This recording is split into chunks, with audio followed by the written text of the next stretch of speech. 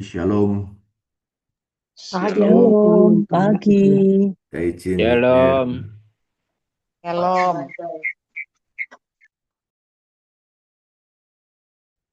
Ya, oke. Kita hari ini akan mendapat satu topik, satu tema, satu judul Yusuf, mengenai Yusuf ya, orang yang istimewa. Yusuf orang yang istimewa.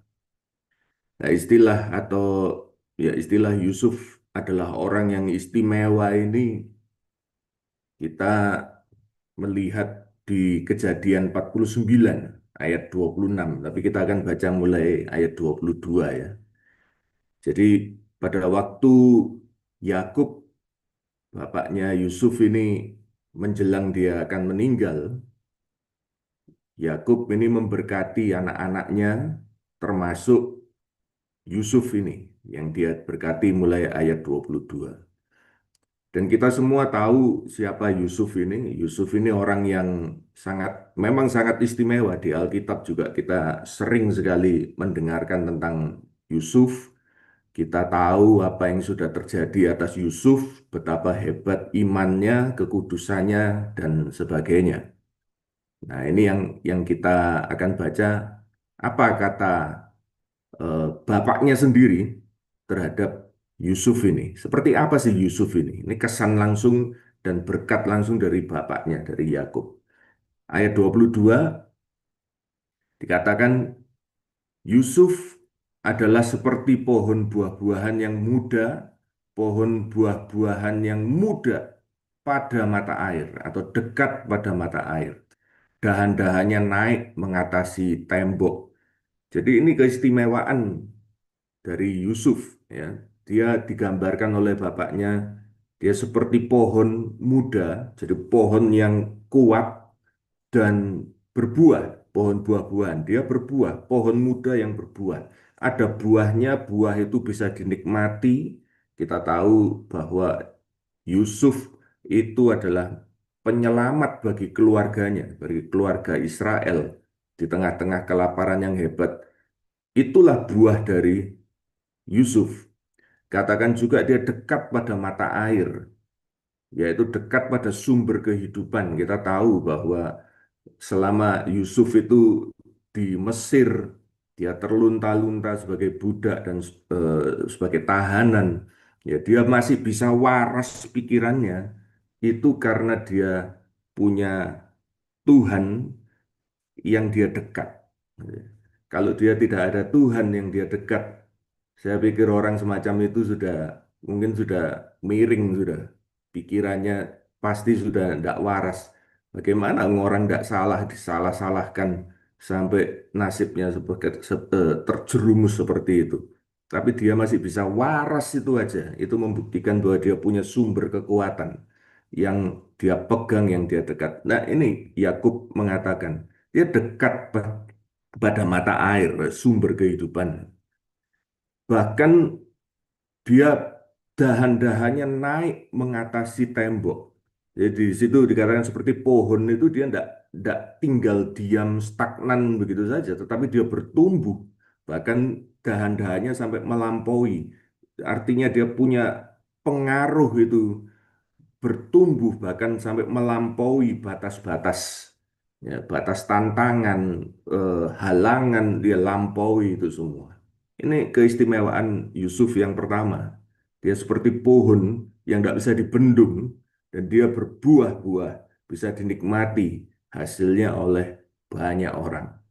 Istimewa sekali Yusuf ini, kita sudah tahu ceritanya. Nah yang kedua ayat 23.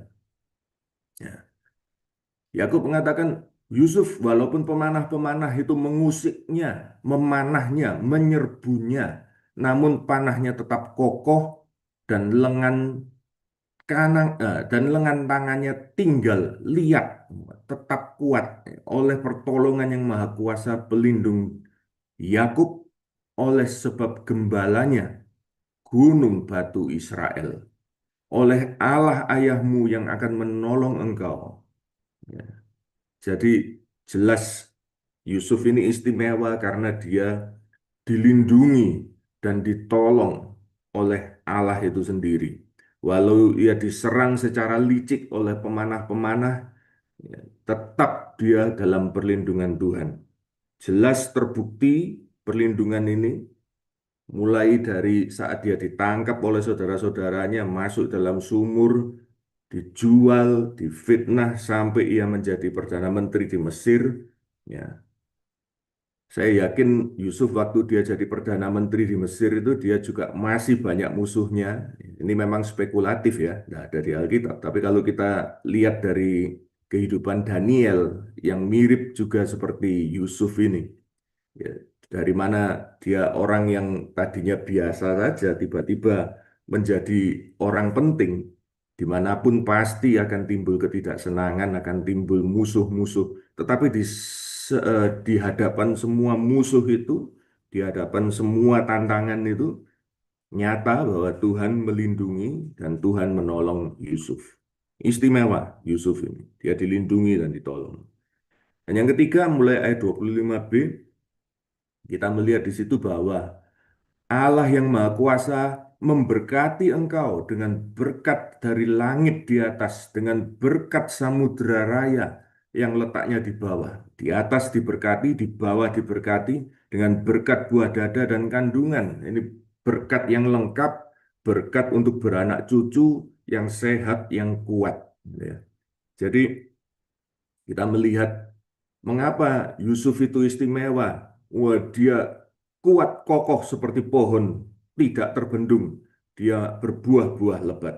Yang kedua karena dia sendiri mengalami pertolongan dan perlindungan Tuhan. Dan yang ketiga jelas bahwa dia diberkati dengan luar biasa oleh Tuhan.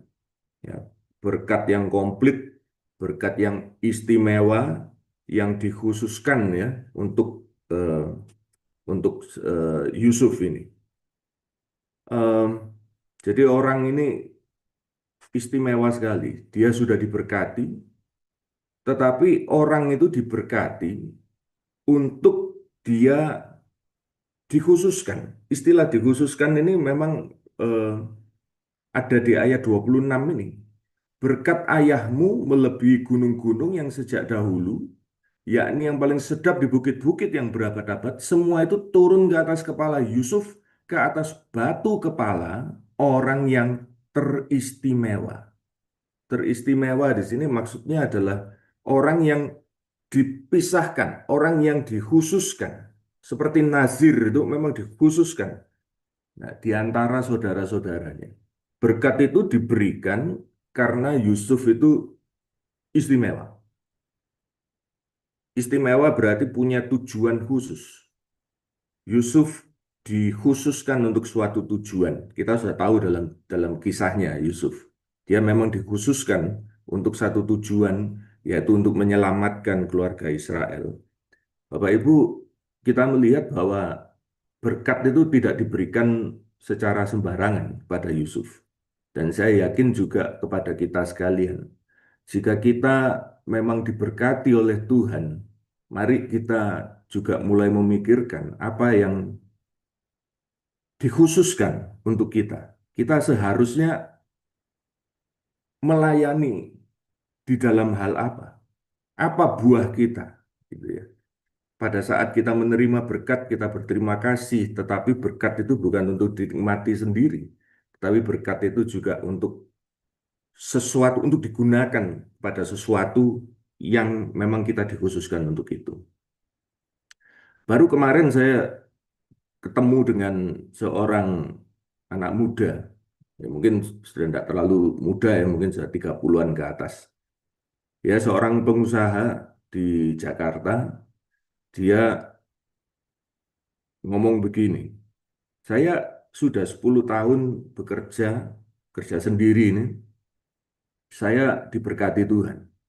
Saya dalam bekerja nggak perlu nyari customer, nggak perlu nyari klien. Saya nggak pernah punya sales yang keliling untuk nyari order buat saya.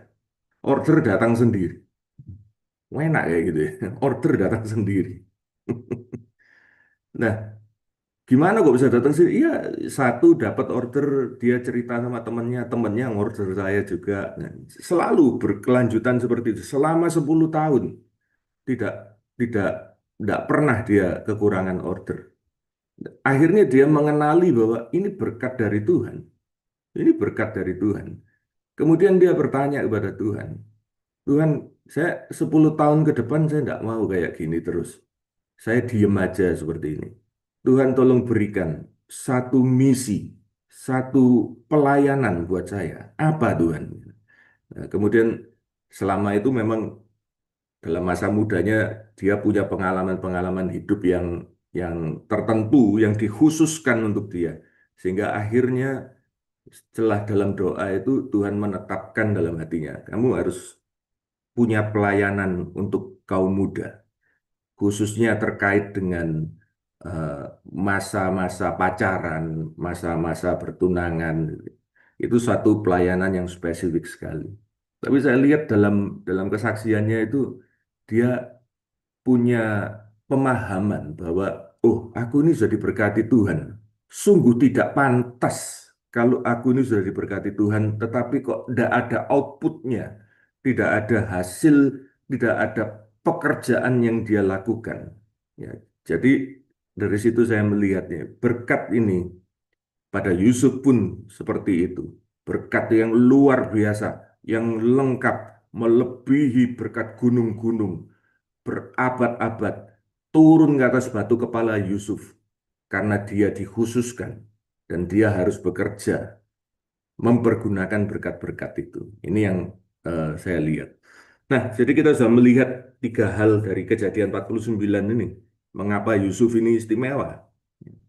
Tapi kalau kita kemudian membandingkan dengan Ibrani 11 ayat 22, Ibrani 11 ayat 22, Ibrani 11 ini adalah daftar pahlawan iman. Daftar ini menunjukkan nama-nama seperti Habel, Henokh, seperti Abraham, ya. Kemudian ada Ishak dan Yakub, tapi juga ada yang mencatat mengenai Yusuf. Lucunya di ayat 22, ya, kita lihat ayat 22. Nah, di sini kita akan melihat bagaimana daftar pahlawan iman ini ngomong tentang Yusuf. Ayat 22, karena iman, maka Yusuf menjelang matinya memberitakan tentang keluarnya orang-orang Israel dan memberikan pesan tentang tulang belulangnya. Saya baca ini agak bingung ya. Karena kita tahu Yusuf orang yang luar biasa. Saya pikir mestinya kan ayat ini menunjukkan karena iman, maka Yusuf tetap menjaga hidupnya kudus di hadapan Tuhan dari godaan tante Potifar. Karena iman, Yusuf tetap bersabar dalam penderitaannya di tahanan walaupun ia difitnah. Karena iman, maka Yusuf bisa sukses sampai menjadi perdana menteri di Mesir dan sebagai banyak prestasi Yusuf seharusnya yang bisa disinggung di sini di daftar yang luar biasa, daftar para pahlawan iman. Tapi tidak satu pun dari sana yang ditulis mengenai Yusuf. Tetapi yang aneh ini yang ditulis adalah pada saat Yusuf sudah tua renta, sudah tidak kuat apa-apa, sudah diambang kematian, sudah tinggal sedikit lagi dia mati. Ini yang actually membuat membuat Yusuf istimewa ya. Saya melihat eh, bahwa Yusuf ternyata istimewa karena dia punya iman yang luar biasa, yang melampaui kematiannya. Dia yakin bahwa seperti di Kejadian 13, eh, Allah berjanji akan mengembalikan keturunan Abraham ke Kanaan, keluar dari Mesir. Karena itu, walaupun Yusuf menjelang mati, dia akan mati, dia tidak akan menyaksikan sendiri. Ini kita bisa baca di Kejadian 50. Ya, bagaimana Yusuf mengatakan tentang ini bahwa sebentar lagi aku akan mati, tapi kamu tentu akan keluar dari sini dan waktu kamu keluar ingat bawa tulang-tulangku, bawa jasadku keluar dari Mesir.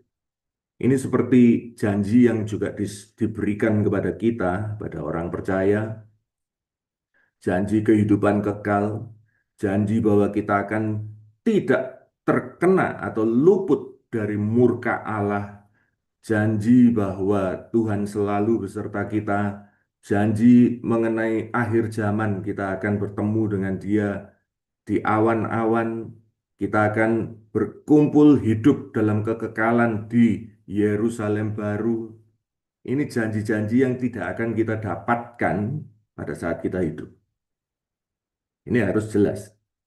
Kita tidak akan mendapatkan Yerusalem baru selama kita hidup.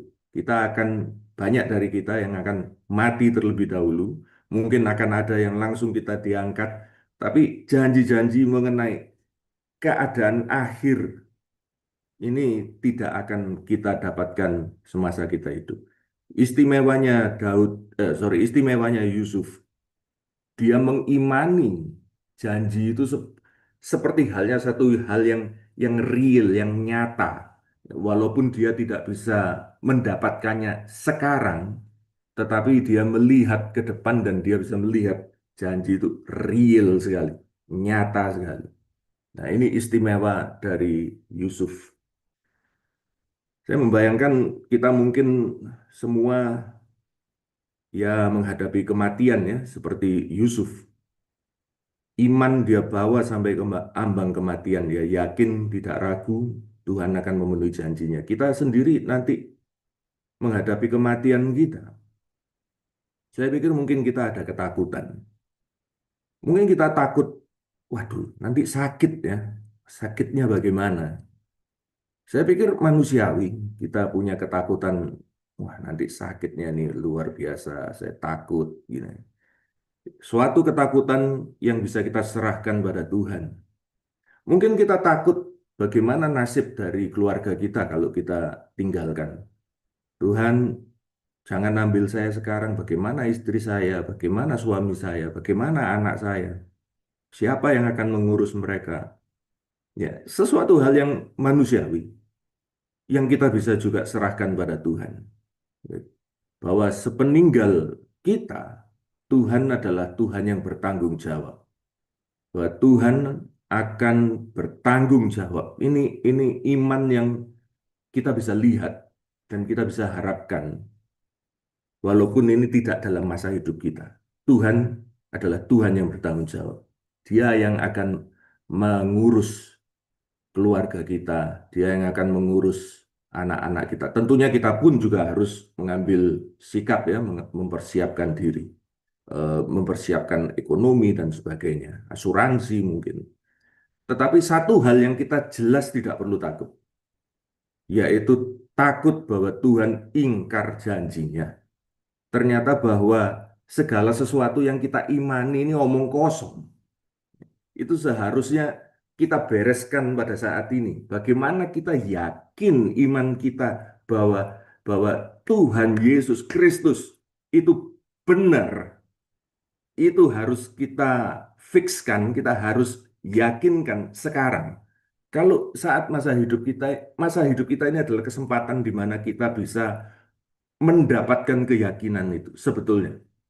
Karena itu gunakan waktu, gunakan kesempatan kita untuk memperdalam pengetahuan kita tentang Tuhan, belajar mengenai Allah kita, ya, sehingga kita bisa sampai pada tahapan Yusuf ini, di mana kita waktu nanti menjelang kematian kita, menjelang akhir hidup kita sudah tidak bingung nih. Kita sudah mengalami Tuhan selama dalam perjalanan di dunia ini. Sehingga kita bisa yakin setelah perjalanan di dunia ini pun tamat, ya, Tuhan tidak akan ingkar pada janjinya. Dan pasti akan menggenapi dan kita semua akan bertemu di Yerusalem yang baru. Amin. Saya kembalikan kepada Pak Enas. Amin.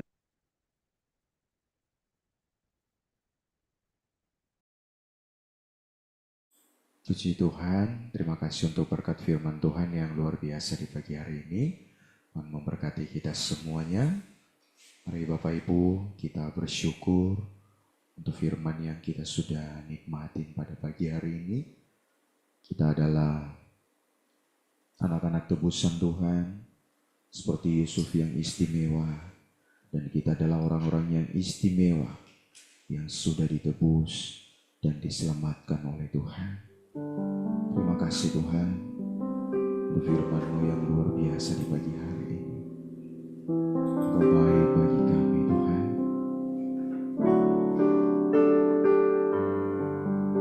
Seperti Yusuf yang istimewa,